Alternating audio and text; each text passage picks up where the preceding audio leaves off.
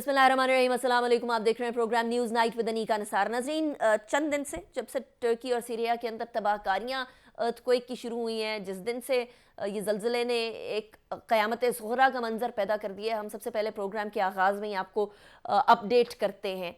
आज मैंने एक छोटी, क्योंकि हफ़्ते का आखिरी प्रोग्राम है, तो छोटी सी रिपोर्ट बनवाई है टर्की के हवाले से। हज़ारों अफराद अपनी ज़िंदगी खो चुके हैं, हज़ारों अभी हस्पतालों में हैं, मेडिकल निज़ाम उनका कम्प्लीटली ओवरवेलम हो चुका है, जगह है नहीं। पाकिस्तान की तरफ से इमदाद भी गई, पाकिस्तान की तरफ से हमारे जो फ़ौज के दस्ते हैं मेडिकल हेल्प के लिए, वो भी गए हुए हैं।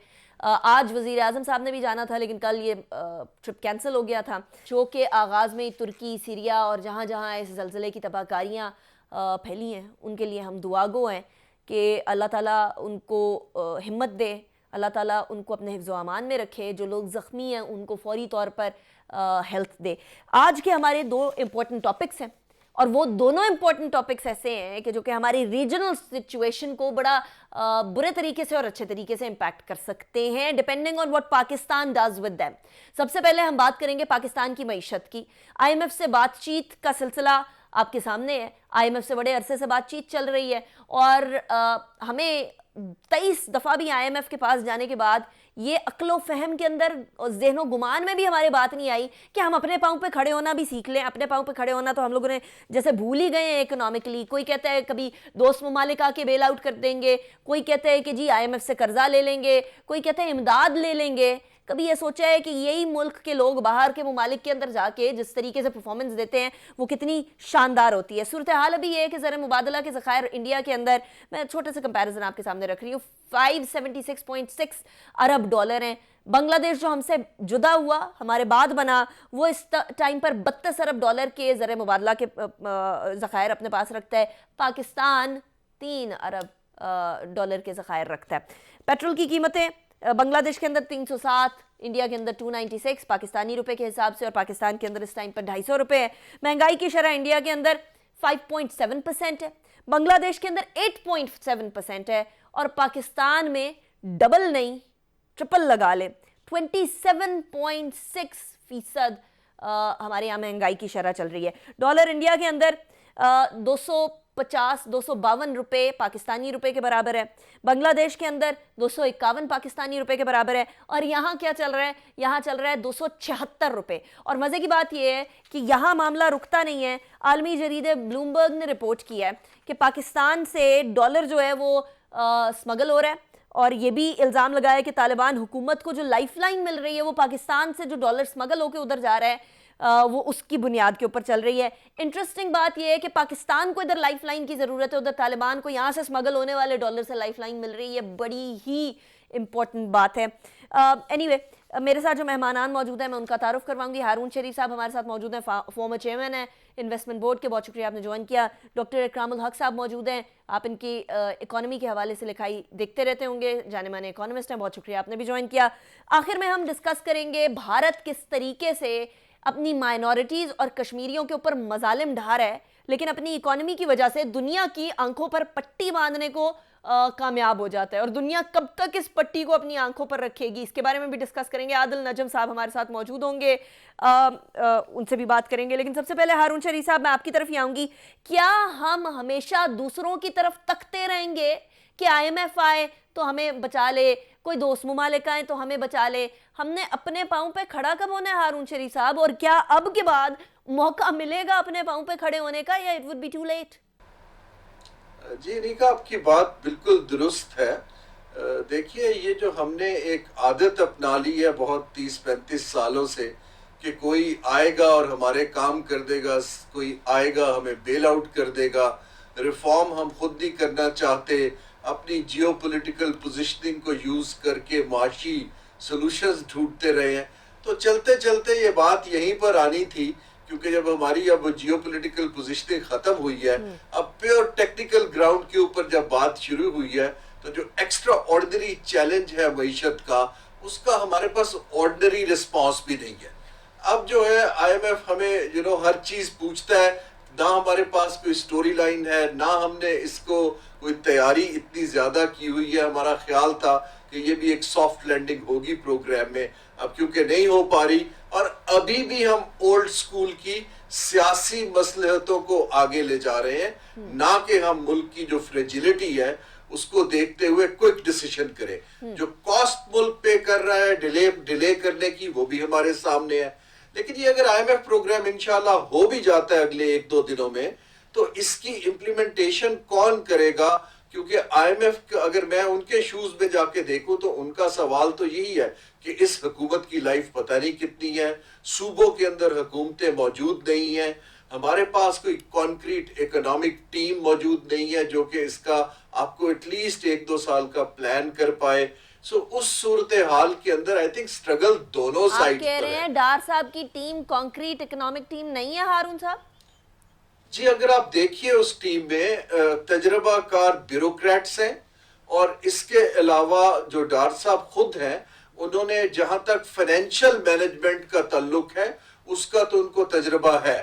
جہاں تک ریفارم اور اکنامک پالیسی ہے وہ تو نہ مجھے ٹریک ریکارڈ میں نظر آتی ہے اور نہ مجھے کرنٹلی نظر آتی ہے کہ کوئی مجھے بتا دے کہ پاکستان کی معاشی سمت اس وقت کس طرف جا رہی ہے. صحیح. دیکھیں جب میں خطے میں دیکھتا ہوں تو جو ریوائیول آف گلوبل گروتھ ہے، جو ریسیشن کا ٹائم چل رہا ہے، وہ چائنا اور انڈیا سے آنی ہے. دونوں ہمارے ہمسائے ہیں. اب ہمارے پاس کچھ ایسا گیم پلان تو ہونا چاہیے کہ ہم اس گروتھ سینٹرز کو یوز کر کے اپنے آپ کو ریپوزیشن کر پائیں. لیکن وہاں میں I am at last of words کہ ہمارے پاس دکھ نہیں رہا. ٹھیک ہے. اچھا ڈاکٹر اکرام صاحب، یہ بات بڑی امپورٹنٹ ہے، ٹو گروتھ سینٹرز، کیونکہ پاپولیشن اتنی زیادہ ہے، اکنامکلی بھی گرو کر رہے ہیں یہ دو ممالک. چائنا کو obviously انڈیا سے کمپیئر تو نہیں کیا جا سکتا، لیکن پھر بھی India is a big economy now. اس کا فائدہ تو ہم لوگوں کو اٹھانا چاہیے نا. دشمنی اپنی جگہ پر، ایشوز اپنی جگہ پر، لیکن اکنامک فائدہ تو ٹریڈ سے ہی ہوتا ہے، اور خطے آگے بڑھا کرتے ہیں، ممالک آگے نہیں بڑھا کرتے ہیں. اور یہی چیز ہمیں نارتھ امریکہ میں نظر آئی. مل کر سارے بڑے تو بڑے، ادروائز تو شاید انڈیویجولی اس طرح سے معاملہ نہیں ہوتا. کینیڈا، یو ایس اے کا، اور obviously اس کا فائدہ میکسیکو کو بھی ہوا. یہاں کوئی ایسی سوچ اس ریجنل گروتھ کی آپ کو نظر آتی ہے، اسپیشلی پاکستان کے اندر؟ چائنا کے ساتھ تو ہمارا بڑا اچھا سی پیک چل رہا ہے، لیکن انڈیا، افغانستان، ہماری کوئی ہاریزونٹل ٹریڈ جو ہوتی ہے اس کے بارے میں؟ جی میرا خیال ہے کہ پاکستان نے کبھی بھی کوشش نہیں کی کہ وہ اپنی ٹریڈ کو اور اپنی جو فائنینشیل کیپیسٹی ہے اس کو اس حد تک یوز کرے. آج ہوتا یہی ہے کہ ہم بس بیل آؤٹس پہ بیٹھے رہتے ہیں کہ ہمیں یہاں سے پیسے مل جائیں گے. آئی ایم ایف میں پچھلے پروگرام میں آپ نے دیکھا کہ جب ڈار صاحب نے ایک ہی مکمل کیا جس کا وہ کریڈٹ لیتے ہیں، تو اس میں بھی بہت زیادہ ویورز تھے. اب دیکھیے حال ہی میں چائنا نے برازیل کے ساتھ 160 بلین کی ان کی بائی لیٹرل ٹریڈ ہے، اور یوان میں پیمنٹ کا معاہدہ کیا ہے. ہم نے بھی یہ کیا ان کے ساتھ، مگر ہمارے پاس نہ تو چائنا کو کچھ دینے کو ہوتا ہے، اور ویسے ہم ہمالیہ سے اونچا اور پتہ نہیں کیا کس قسم کی باتیں استعمال کرتے ہیں. تو کبھی بھی ریئلسٹیکلی ہم نے ریجنل ٹریڈ کو نہیں کیا. اب دیکھیں روس سے بھی ہم نے کتنا ٹائم ضائع کیا کہ اب کہیں جا کر ان سے کچھ بات چیت شروع کی ہے. ہمارے ساتھ ایران ہے، ٹرکی ہے، کسی کے ساتھ بھی اگر آپ دیکھیں اس پورے ایریے میں. انڈیا کے ساتھ تو خیر ہمارا مسئلہ ہی بالکل مختلف ہے. اگر ہم ان کو راہداری ہی دے دیتے سینٹرل ایشیا تک تو پتہ نہیں ہم اس کے کتنے پیسے لے سکتے. مگر ایک انٹیگونزم ہے جو کہ بالکل سمجھ سے بالا تر ہے کہ آپ دیکھیے کہ چائنا اور انڈیا کی ٹریڈ بھی اب $100 بلین سے زیادہ ہو چکی ہے. دونوں کے سرحدی معاملات پٹائی بھی کر رہے ہیں انڈیا کے چائنیز، اور ساتھ ساتھ ٹریڈ بھی کر رہے ہیں. ہم بھی ایسا کام کر سکتے ہیں کہ ابھینندن ٹائپ چیزیں اگر ہونے کی باری آئے تو گرا گرو بھی دیں ان کے جہاز، لیکن ساتھ ٹریڈ بھی کرتے ہیں. لیکن ڈاکٹر صاحب مجھے ایک بات بتائیے گا، ابھی پالیسی ریفارمز کی بات سب سے زیادہ امپورٹنٹ ہے. ایون آئی ایم ایف کی بھی یہ ڈیمانڈ ہے پالیسی ریفارمز کریں. اس طریقے سے نہیں چل سکتی آپ کی اکانومی جس طریقے سے ہم چل رہے ہیں. ہم اکثر اوقات کبھی کوئی سیکیورٹی کے ایشوز آ جائیں کوئی ریجن کے اندر، تو پھر ہم لوگوں کو تھوڑا بہت فائدہ اس سینس میں ہو جاتا ہے کہ وی رینڈر آر سروسز، اور اس کے بعد پھر لیکن اس کے علاوہ ہمارے پاس جو ایکسپورٹ تھی بھی، اب اس ایکسپورٹ کا بھی جو حال ہے وہ آپ کے سامنے ہے. تو ایسی صورتحال کے اندر کوئی پالیسی شفٹ آتے ہوئے نظر آ رہا ہے، یا توقع بھی کریں یا توقع بھی چھوڑ دیں؟ جی میرا خیال ہے کہ اب تو جیسے کپاس بھی ہم نے امپورٹ کر دی تھی، اور سارے کا سارا 70% تو ہم نے اپنی ایکسپورٹ پروسیڈ بھی ایک ٹیکسٹائل سیکٹر سے رکھی ہوئی ہیں. ना हम उनको कम्पेटिटिव रीजनल रेट दे सकते हैं एनर्जी का, ना ही हम उनको अब वो रेट दे सकते हैं खुद प्रोड्यूस करके। और ज़्यादातर हमारी एक्सपोर्ट्स भी क्या, उसमें देख लीजिए 40-45% से भी ज़्यादा का एलिमेंट तो इंपोर्ट का होता है, और हज़ारों कंटेनर पड़े हुए हैं। पहले तो हमारे पास पैसे नहीं है कि हम उन कंटेनर्स को ही रिलीज़ करवा सकें। सही। तो ये तो एक अब सैंक्शन किस्म की मुल्क बन गया हमारा। यहाँ पे हम पे सैंक्शंस खुद ही हमने अपने ऊपर अपनी गलतियों से लगा ली हैं कि हमारे पास इतना पैसा ही नहीं है कि हम किसी चीज़ को फंड कर सकें। जो पॉलिसीज़ की आपने बात की, संजीदगी का ये आलम है कि आते ही डॉक्टर साहब ने फिर एक टैक्स रिफॉर्म कमीशन बनाया। आज फिर उसमें 4 मेंबर ऐड किए हैं। 16 के उस मेंबर्स में आप देखिए कि किसी का कभी भी टैक्स पॉलिसी डिज़ाइन करने का कभी भी कोई तजर्बा नहीं रहा। साथ में उनको रिसोर्स मोबिलाइजेशन भी दे दिया। अब इन गिमिक्स के तो आप काम नहीं चलता। आपके पास IMF की गाइडलाइंस भी हैं, वर्ल्ड बैंक की गाइडलाइंस भी हैं, आप रेस रेवेन्यू टू प्रोजेक्ट में भी हैं। वो 1 बिलियन भी उन्होंने आपका डेफर किया हुआ है कि आप संजीदगी का मुजाहरा नहीं करते हैं। तो रिफॉर्म्स करने में बिल्कुल हारून शरीफ साहब ने सही कहा कि डार साहब का तो ये कोई इंक्लिनेशन ही नहीं होती। एक तो होता है कि चले इंक्लिनेशन भी हो, और फिर सबसे बड़ी बात ये है कि ये हुकूमत का अपना जो इस वक्त मामला है कि क्या चले ज़्यादा से ज़्यादा ये अगस्त तक भी अगर ले जाए, जबकि 18 को तो इतना नुकसान कर चुके होंगे कि फिर उसको पाकिस्तान रिकवर करना बड़ा मुश्किल हो जाएगा। ये एब्सोल्युटली राइट। अच्छा हारून शरीफ साहब, अब मुझे ये बात थोड़ी सी क्लैरिटी के साथ बताइएगा कि इस टाइम पर अगर हम ये देखें कि इंतखाबात होने, हम ये देखें सिक्योरिटी सिचुएशन ख़राब हो गई, हम देखें IMF हमारे सर पे बैठा हुआ है, तो देयर सो मेनी कंस्ट्रेंट्स जो कि हमारी इकोनॉमी इस टाइम पर फेस कर रही है। ऐसे में गवर्नमेंट जहाँ पॉलिसी शिफ्ट नहीं लेकर आ सकती है, स्टॉप गैप अरेंजमेंट्स कर रही है, वहीं उनकी सीरियसनेस के ऊपर सवाल उठ सकता है, चाहे गवर्नमेंट हो या पॉलिटिकल एलीट पाकिस्तान की ओवरऑल। उनकी सीरियसनेस पे सवाल नहीं उठ सकता कि इधर मुल्क दिवालिया होने जा रहा है और प्रैक्टिकली हम लोगों के पास, हमारे पास जो कर्जा रखवाया भी हुआ है लोगों ने, वो पैसे देने को नहीं है, और आप इधर जो है वो सियासत खेल रहे हैं, एक दूसरे को गमले मार रहे हैं उठा के। जी देखिए, सीरियसनेस और जो कॉम्पिटेंस है, दोनों पे सवाल उठ रहा है। उठ सकता नहीं, उठ रहा है। देखिए, जो सबसे बड़ा डेफिसिट है जिसको मैं बार बार हाईलाइट कर रहा हूं, वो ट्रस्ट डेफिसिट है। ना हम पे इदारे एतबार कर रहे हैं, ना दोस्त ममालिक कर रहे हैं, ना इंटरनल इन्वेस्टर कर रहे हैं जिसकी एलसियां नहीं खुल रही हैं। सो जब आपका एक मईशत के ऊपर लोगों का एतबार उठना शुरू होता है, तो वो एक इंतहाई संजीदा मामला है। देखिए ना, एक तो ये है कि मैं देख रहा हूं कि एक टेम्परेरी आपके ऊपर एक कैश फ्लो क्रंच है, ठीक हो जाएगा, लेकिन मैं मईशत के ऊपर एक एतबार कर रहा हूं कि ये इंसॉल्वेंट नहीं है और मैं काम करना चाहता हूं। लेकिन अगर मैं ये देख रहा हूं कि यहाँ कोई गेम प्लान ही नहीं है, कोई सिम्ट ही नहीं है, डे टू डे मामला चल रहा है, और जो लोग हमारे पास डिपॉजिट भी रखते हैं वो ये सवाल कर रहे हैं कि जी IMF मॉनिटर करेगा, बिकॉज हमें तो नहीं पता क्या पे बैक कर पाएंगे। इस सूरत हाल के अंदर कॉम्पिटेंस को, अपने स्ट्रक्चर को बहुत सीरियसली सवाल करने की जरूरत है। जो आप बात कर रही है, मैं आज यहाँ लाहौर में एक सेमिनार में बात कर रहा था कि ये जो स्ट्रक्चर बदलना है मईशत का ढांचा, ताकि हम कोई सस्टेनेबिलिटी की तरफ चले, एक पेनफुल एडजस्टमेंट के 1-2 साल है। अब उसको लीड करने के लिए क्या सलाहियत हमारी सियासी पार्टियों के अंदर है, क्या ये सलाहियत हमारी ब्यूरोक्रेसी के अंदर है? मुझे तो नहीं दिखाई देता कि इन दोनों के अंदर कोई ऐसी सलाहियत या सिम दिखाई दे रही है कि वो कोई ट्रांसफॉर्मेशनल स्ट्रक्चरल शिफ्ट लें, जैसे कि कोई 30 बरस पहले मनमोहन सिंह साहब ने हिंदुस्तान को दी थी कि जी आपने डिग्निफाइड इकोनॉमिक सस्टेनेबल फ्यूचर की तरफ जाना है या आपने IMF प्रोग्राम्स में रहना है। अगर उधर जाना है तो फिर हमें कुछ तब्दीलियां लाने की जरूरत है। हमारी जो फॉल्ट लाइंस हैं, कुछ तब्दीलियों के बारे में बात करते हैं। ब्रेक की तरफ जाना है मुझे, ब्रेक के बाद वापस आते हैं, उसके बाद वही कुछ तब्दीलियों के बारे में बात करते हैं कि कौन सी तब्दीलियां are ultimately necessary right now.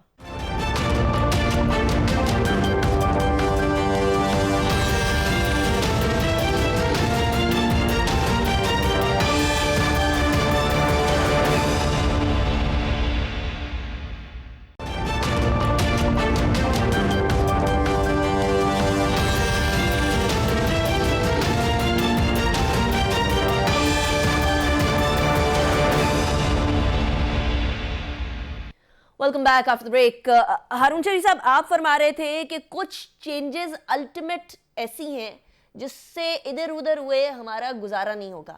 آپ نے منموہن سنگھ صاحب کی اگزامپل دی. منموہن سنگھ صاحب نے جو اکنامک پالیسی شفٹ انڈیا کے اندر لے کر آئے تھے, آج اس کا ثمر نریندر مودی اپنے طور پر اپنا دکھا کر اس کو جو ہے وہ ہی is actually having that fruit at this point in time. لیکن پاکستان کے اندر کوئی ایسا بندہ نہیں آیا, کوئی ایسا رہنما نہیں آیا. سب نے بولا ہم اکانومی کو صحیح کریں گے.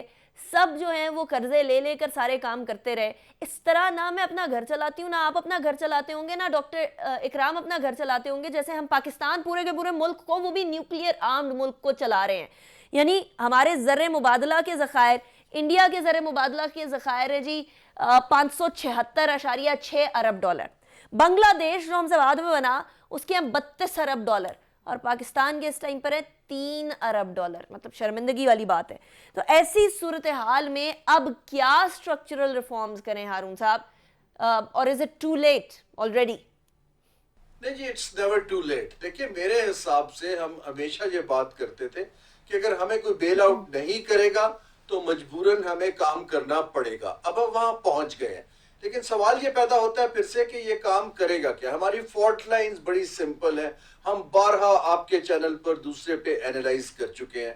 وی have a very serious macro economic imbalance. ہمارے پاس انرجی سیکٹر کے اندر جو ہے ڈسٹورشنز ہیں, ہماری اسٹیٹ اونڈ انٹرپرائز بلیڈ کر رہی ہے, اور ہم نے 25 لاکھ لوگوں کو ہر سال نوکری فراہم کرنی ہے. اب یہ فالٹ لائنز ہیں. اب ان فالٹ لائنز کو ٹھیک کرنے کے لیے ہم عجیب عجیب طریقے ڈھونڈتے ہیں. کبھی تو ہم کہتے ہیں کہ کوئی ورلڈ بینک یا کوئی چین یا کوئی باہر سے آ کے کر دے, پھر ہم کہتے ہیں کوئی ٹیکنوکریٹک کا ایک سیٹ اپ بنا دیں, وہ کر دے. سیاستدان ذمہ داری لینے پہ نہ تیار ہے, نہ ان کے پاس کوئی تجربہ مجھے دکھائی دے رہا ہے. جو جن ممالک نے یہ کام کیا ہے, دیکھیے آپ نے بھی بنگلہ دیش کی بات کی, کمبوڈیا نے کیا ہے, ویتنام نے کیا ہے, انڈونیشیا نے کیا ہے, اور ہمارے لائف ٹائم میں کیا ہے.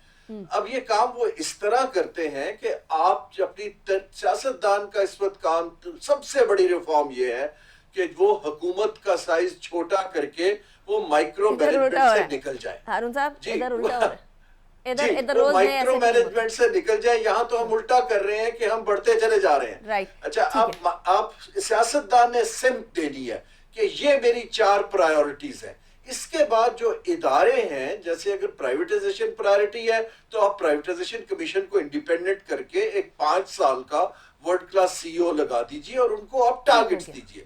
نہ کہ بیوروکریٹس ان سے یہ پوچھیں کہ جی کس افسر کو لگانا ہے, آپ نے کرسی کیوں خرید لی, آپ نے کار کیوں بیچ لی. آپ جس بات کی بات کر رہے ہیں نا ہارون صاحب, وہ جڑ سے لے کر جو تنا ہے اس تک ساری چیزیں صحیح کرنے والی بات ہیں, تب پتوں کے اندر رنگ نظر آئے گا والی بات ہے. لیکن ڈاکٹر اکرام, نہیں, صرف ایک ریفارم چاہیے کہ آپ ڈی ریگولیٹ کر کے پروفیشنلز کے لیے سپیس کریٹ کر دیں, خود کرنے کی سینٹرلائز کوشش نہ کریں. صحیح. اچھا ڈاکٹر صاحب, مسئلہ یہ ہے ڈاکٹر اکرام کہ پاکستان اب اس 23ویں آئی ایم ایف کے پروگرام سے نکلے گا تو 24ویں میں جانے کے لیے ہم آلریڈی تیار بیٹھے ہیں کہ we are going to go towards the 24th one. ہم نے کوئی دوسرا طریقہ سوچا بھی نہیں ہے. خان صاحب بھی کہتے ہیں میں حکومت میں آؤں گا تو میں آئی ایم ایف کی طرف جاؤں گا. یہ حکومت آلریڈی بتا چکی ہے, اب اکانومی کے اتنے برے حالات ہیں نا کہ ہمیں اگلی دفعہ بھی آئی ایم ایف کی طرف, یعنی ہم نے ریفارمز کا تو سوچنا ہی نہیں ہے. ہم نے کہنا ہے چلو یہی اسٹاپ گیپ ارینجمنٹ چلائی رکھتے ہیں, جب تک ہمیں ہے تب تک تو کم از کم یہ معاملہ چلتا جائے گا. کب تک چل سکتا ہے ایسے؟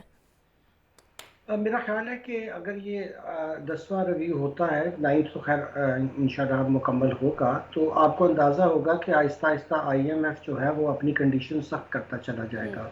جب ہم اگلے پروگرام میں جائیں گے, جیسا آپ نے فرمایا کہ ان کے ہاں کوئی سنجیدگی نہیں ہے اور یہ شادیانے پہ جاتے ہیں, جب انہیں کوئی آئی ایم ایف سے ٹرانش مل جاتی ہے, وہ اس بیل آؤٹ کو میں تو ڈیتھ بلو کہتا ہوں کہ دیکھیے یہ اس طرح کی حرکتوں سے تو پھر ہم کبھی بھی اپنے آپ کو ریفارم نہیں کریں گے.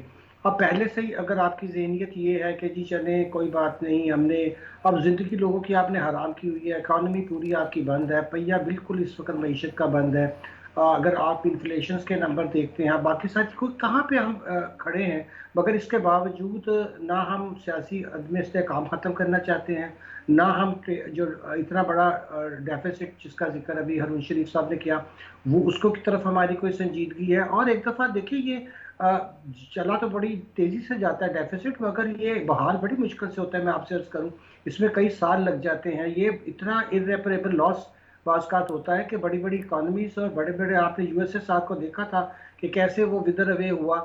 تو اس طرح کی چیزوں کے بارے میں ہمیں بہت سنجیدگی سے بات کرنی چاہیے, مگر ہمارے ہاں افسوس یہ ہے کہ دراصل اس کو بھی بہت ہی ہم روٹین کی چیز لیتے ہیں. ابھی IMF تو اپنی شرائط اور سخت اس لیے کرے گا کہ آپ نہ صرف یہ کہ شرائط مان کر توڑتے ہیں بلکہ بالکل اس کے الٹ کام کرتے ہیں. صحیح. جو آپ کو کہا جاتا ہے بالکل آپ اس کا ڈائمیٹریکلی اپوزٹ چیزیں کرتے ہیں. تو یہ کسی طرح بھی میں سمجھتا ہوں کہ ایک نیشن کے لیے جو اب 225 کہتے ہیں, پتہ نہیں میرے خیال میں آبادی بھی تو ہم اپنی صحیح کاؤنٹ نہیں کرتے آج تک, کتنے ہو چکے ہیں. نہ ہمیں اپنی یوتھ کی کوئی پرواہ ہے, نہ اس بات کی پرواہ ہے کہ پاکستان ایٹ 100 کیا ہوگا. اب دیکھیں 75 کے اوپر انڈیا نے, 50 کے اوپر بنگلہ دیش نے جو کمالات کیے ہیں, چاہے ان کے ہاں بھی بڑی پرابلمز ہیں مگر کم از کم مائکرو نمبرز تو ان کے ٹھیک ہیں.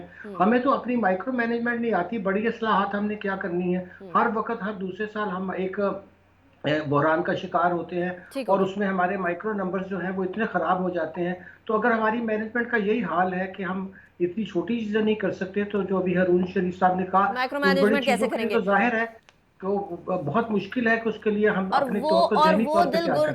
اور وہ جگرا جو ہے وہ شاید ہمارے پولیٹیشنز میں نہ ہوں, بیکاز وہ سٹیپس بڑے مشکل ہیں. Doctor Ikram ul-Haq sahab, thank you very much for joining me. Haroon Sharif sahab بہت شکریہ آپ نے جوائن کیا. لیکن ایک بات تو بڑی واضح ہو گئی ہے کہ اس ٹائم پر اگر ہم لوگوں نے چیزیں چینج نہ کی تو وہ کہتے ہیں راستے سے ایک جو ڈگری ہے وہ بھی کوئی ادھر ادھر ہو جائے تو چلتے چلتے وہ بہت دور چلا جاتا ہے اصل راستے سے. آج سے 45 سال بعد پاکستان کی آبادی آپ کے ہاتھ میں اس طرح سے ہوگی کہ جیسے ٹکنگ ٹائم بام, جو کہ ابھی سے سٹارٹ ہو گیا ہے, لیکن آبادی بہت تیزی سے بڑھ رہی ہے.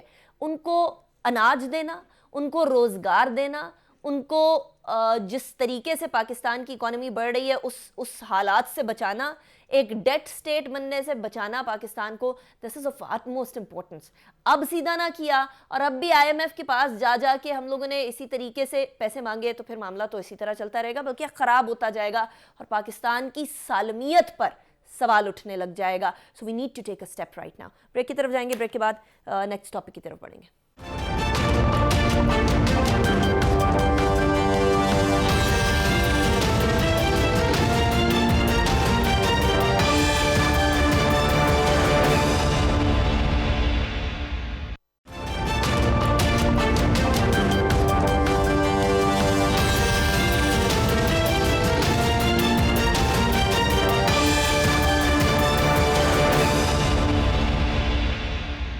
Welcome back after break.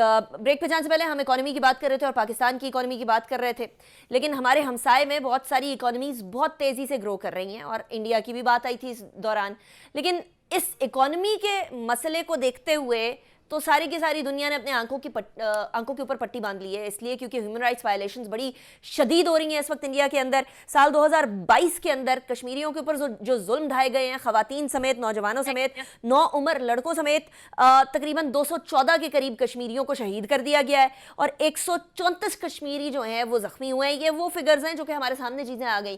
There are lot of things جو کہ چھپا دی گئیں, جو کہ ہمارے سامنے نہیں آئیں. محاصروں اور تلاشیوں کے دوران 1350 کشمیریوں کو حراست میں لیا گیا اور 44 مکانات کو منہدم کر دیا گیا. یہ بھی یاد رہے کہ اسرائیل کے طور پر جس طریقے سے اسرائیل فلسطین کے ساتھ سلوک کر رہا ہے, وہی سلوک اب انڈیا کشمیریوں کے ساتھ کر رہا ہے. بھارتی فورسز نے گزشتہ 34 برس کے اندر تقریباً 96,163 کشمیریوں کو شہید کیا. تقریباً 1 لاکھ کشمیری ایسے ہیں جو کہ شہید ہو چکے ہیں. الارمنگ صورتحال ہے. کیا انٹرنیشنل کمیونٹی اس کے اوپر صرف اکانومی کی پٹی باندھ کر سوئی رہے گی یا نہیں؟ عادل نجم صاحب ہمارے ساتھ موجود ہیں, very senior analyst and professor at Boston university as well. بہت شکریہ عادل صاحب, آپ نے ہمیں جوائن کیا. It's a pleasure having you. Adil sahab, ایک تو جب آپ کی اکانومی بوسٹ کرتی ہے تو عالمی دنیا بہت ساری چیزیں اگنور کرنے کو تیار ہو جاتی ہیں, لیکن 1 لاکھ لوگوں کا قتل اور جو جینوسائیڈ واچ نے الارم بھی دی ہے, اور اب نریندر مودی کے پلانز اباؤٹ کشمیر بہت آشکار ہو گئے ہیں, یہ ساری چیزوں کو اس طریقے سے نظر انداز کر سکتی ہے انٹرنیشنل کمیونٹی یا کرنا چاہیے؟ دیکھیں, چاہیے پہ تو سیاستیں نہیں ہوتی. چاہیے پہ تو ہمارے ملک میں بھی سیاست نہیں ہوتی ہے, وقت دنیا میں بھی نہیں ہوتی. تو نہیں کرنا چاہیے یقیناً. کیا کر سکتی, جیسے کہ آپ نے کہا کر رہی ہے, تو یہ تو ہمارے سامنے صاف ظاہر ہے کہ کر رہی ہے. اب سوال یہ ہے کہ ہم کیا کر سکتے ہیں. اگر دنیا جو ہے وہ کشمیر کے مسئلے کو اگنور تواتر کے ساتھ کر رہی ہے تو، اور اتنے آبویس جو ظلم ہے اس کے باوجود کر رہی ہے، اتنی آبویس جو کاز رائٹ ہے اس کے باوجود کر رہی ہے، تو ایک تو یہ دیکھنا ہوگا کہ کیوں کر رہی ہے، اور دوسرا یہ دیکھنا ہوگا کہ ہمیں کیا کرنا چاہیے اس کے بارے میں، اس کو تبدیل کرنے کے لیے۔ اگر جو آپ کا مفروض ہے درست ہے، مطلب اس کے علاوہ بھی چیزیں، صرف اس لیے نہیں کر رہی کہ انڈیا کی اکانومی بہت بڑی ہے۔ جب انڈیا کی اکانومی اتنی بڑی نہیں تھی تب بھی ایسا نہیں تھا کہ دنیا جو تھی وہ کشمیریوں کے پیچھے آ گئی تھی، اکانومی تو اب بڑی ہونی شروع ہوئی۔ تو کچھ یہ ہے کہ بھارت کو اگنور کرنا دنیا کے لیے بڑا مشکل ہے، نہ صرف بڑی اکانومی ہے، 1 بلین کا ملک ہے، اب وہ دنیا کا سب سے بڑا ملک ہو گیا، تو اس کو اگنور کرنا مشکل ہے۔ لیکن میرے خیال میں ہماری خود احتسابی کا سوال یہ بھی ہے کہ ہمیں اگنور کرنا بڑا آسان ہے، اچھا، کشمیر کو اگنور کرنا بڑا آسان ہے۔ اگر یہ مفروضہ مان لیں کہ صرف اکانومی کی وجہ سے اس کو نظر انداز کیا جاتا ہے، تو پھر ہمیں یہ سیکھنا چاہیے کہ یار ہم بھی اپنی اکانومی ٹھیک کر لیں، ہم بھی اپنی اکانومی اس لیول تک لے آئیں کہ جب ہم بات کریں تو ہمیں اگنور کرنا مشکل نہ ہو، اتنا آسان نہ ہو۔ اگریڈ۔ رائٹ، میں چیز کو ڈائیورٹ کرنے کی کوشش نہیں کر رہا، میں اسٹریٹجک بات کر رہا ہوں کہ ان اے وے ہمارے پاس ایک حقیقت ہے جس کا آپ نے اظہار کیا، اس پہ یا تو ہم ماتم کر سکتے ہیں، یا تو ہم وہ کراکوڈائل کے آنسو بہا سکتے ہیں کہ وہ دنیا بڑی امورل ہے۔ یار امورل تو ہم بھی ہیں، ہماری دنیا میں، ہمارے اپنے ملک میں جو مسائل ہیں وہ کم ہیں۔ یا ہم اسٹریٹجکلی جو حق کی بات ہے کشمیر کے حوالے سے خصوصاً، اس کو اسٹریٹجکلی ایسے پش کر سکتے ہیں کہ اس کو اگنور کرنا مشکل ہو جائے۔ صحیح۔ یقیناً اس کا ایک پہلو یہ ہے کہ ہم تواتر کے ساتھ جیسے کرتے رہے ہیں اس ظلم پہ روشنی ڈالتے رہیں، اس ظلم سے پردہ اٹھاتے رہیں جو کشمیریوں کے ساتھ ہو رہا ہے۔ لیکن اس صرف بات کرنا میرے خیال میں انف نہیں ہے۔ رائٹ۔ ہمیں اپنی بین الاقوامی سیاسی صورتحال کو بہتر کرنا ہوگا تاکہ ہم بھی پریشر ڈال سکیں۔ جب میں ہم کہتا ہوں تو خصوصاً پاکستان ہے، لیکن صرف پاکستان نہیں ہے، یہ باقی مسلمان ممالک کون سی کوئی کشمیر کی اتنی باتیں کر رہے ہیں، اگریڈ۔ رائٹ؟ اگر آپ دیکھنا ہی ہے تو کون سے ایسے دوسرے مسلمان جو ہم بھائی چارے کی بات کرتے ہیں نا، ہم فلسطین کا ایک دن منا لیتے ہیں، ایک دن کشمیر کا منا لیتے ہیں، اور پھر جو حال بے ڈھنگا پہلے تھا وہ حال بے ڈھنگا تو اب بھی ہے۔ عادل صاحب، ایک تو اکانومی کو اپنی صحیح کریں، انٹرنل میٹرز کو بھی ذرا سالو کرنے کی کوشش کریں، اور کیا کر سکتے ہیں؟ What can we do internationally? یہ تو اپنے گریبان میں جھانکنے والی باتیں ہوں گی، یہ تو ایبسلیوٹلی کرنا چاہیے، اسی لیے ہم پہلے 2 سیگمنٹس میں یہ ڈسکس کر رہے تھے، لیکن اب انٹرنیشنلی کیا کریں؟ اگر ہم نے مورل کیس بنانا ہے تو ہمیں اپنا مورل کیس بھی تو سیدھا کرنا ہوگا نا، ہمیں وہ مورل لیجٹمیسی لانی ہوگی کہ جب پاکستان کھڑا ہو کے بات کرے تو نہ صرف باقی دنیا لیکن سب سے پہلے باقی مسلمان ممالک کہیں کہ اچھا یار تم حق کی بات کر رہے ہو، ہم تمہارے پیچھے ہیں۔ ایک وقت تھا جب ہم کشمیر پہ ایسی بات کر سکتے تھے۔ دوسری چیز جو آپ پریکٹیکل بات کر رہی ہیں، بالکل درست کہہ رہی ہیں کہ ایک کنسسٹنسی کے ساتھ ہم ان مظالم کو لسٹ کریں، ان مظالم پہ روشنی ڈالیں، ان سے پردہ ہٹائیں، اور تواتر کے ساتھ، کیونکہ بھارت کی کیا کوشش ہے؟ بھارت کی کوشش یہ ہے کہ اپنی باقی باتوں میں کشمیر کو انٹرنیشنل اٹینشن سے دور کر دیا جائے۔ ایگزیکٹلی۔ اس کا توڑ کیا ہونا چاہیے کہ ہمیں انٹرنیشنل اٹینشن پہ اس کو برقرار رکھنا چاہیے۔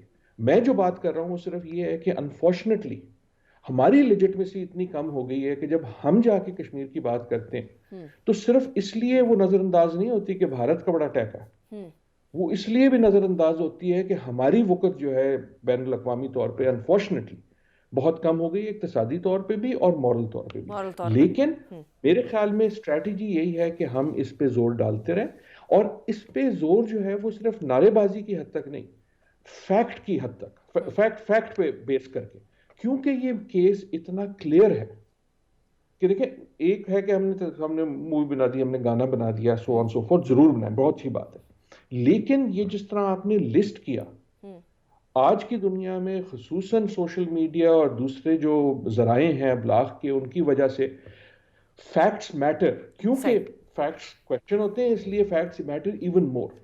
تو ایک consistent campaign to tell the world کہ یار یہ کیا ہو رہا ہے، اپنی لیجٹمیسی بڑھائیں اور کنسسٹنسی کے ساتھ اور یہ ہمیں information. کنٹینیو کرنی چاہیے. Adil Najam sahab, thank you very much for joining me in the show. اور فیکٹس کی ہم بات کر رہے ہیں تو کچھ اور فیکٹس بھی میں آپ کے سامنے رکھ دیتی ہوں. صرف کشمیر کا میٹر گڑبڑ نہیں چل رہا. کسی زمانے میں یورپ کے اندر جب جرمنی ایک ایکسپینشنسٹ موو کی طرف جا رہا تھا تو دنیا نے اس کو بھی اگنور کیا تھا, اڈولف ہٹلر کو بھی اگنور کیا تھا, اور ابھی بھارت کو بھی اگنور کیا جا رہا ہے. 3 جنوری 2023 کو چرچ پر حملہ ہوا بھارت کے اندر. ہندوستان کے انتہا پسندوں نے ہجوم کی صورت کے اندر ریاست کے چھتیس گڑھ ان کی ریاست ہے, اس کے شہر نارائن پور کے اندر چرچ پر حملہ کیا. چرچ کے اندر موجود جتنے لوگ تھے, پولیس اہلکاروں اور صحافیوں کو بھی تشدد کا نشانہ بنایا گیا. ناٹ جسٹ دیٹ, امریکی اخبار نیو یارک ٹائمز نے بڑے واضح طور پر لکھا ہے کہ جی بھارت میں مسیحی برادری کو ڈرایا دھمکایا جا رہا ہے اور زبردستی مذہب تبدیل کرنے کی کوششیں ہو رہی ہیں اور مجبور کیا جا رہا ہے. صرف کوششوں تک معاملہ نہیں ہے, مجبور کیا جا رہا ہے کہ وہ اپنا ریلیجن چینج کر کے ہندوازم کی طرف چلے جائیں. 9 جنوری 2023 کو شاہی مسجد شہید کی گئی اتر پردیش کے اندر. 17 جنوری 2023 کو بھارتی فوج نے جعلی مقابلے کے اندر 2 کشمیریوں کو شہید کر دیا. 1976 کے اندر بھارتی آئین میں 42nd امینڈمنٹ کی گئی. اس کے بعد ہندوستان کو ایک سیکولر ملک قرار دیا گیا تھا. اس 42nd امینڈمنٹ کی تو دھجیاں بکھیر دی ہیں نریندر مودی صاحب نے.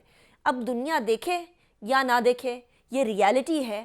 اسی طریقے سے جیسے جرمنی کے اندر اڈولف ہٹلر ایک ریالٹی تھا, انڈیا کا نریندر مودی بھی ایک ریالٹی ہے. We need to wake up to it as soon as we can. Anika Nisar کو اجازت دیجیے, اپنا بہت خیال رکھیے گا. اللہ حافظ. ناصر.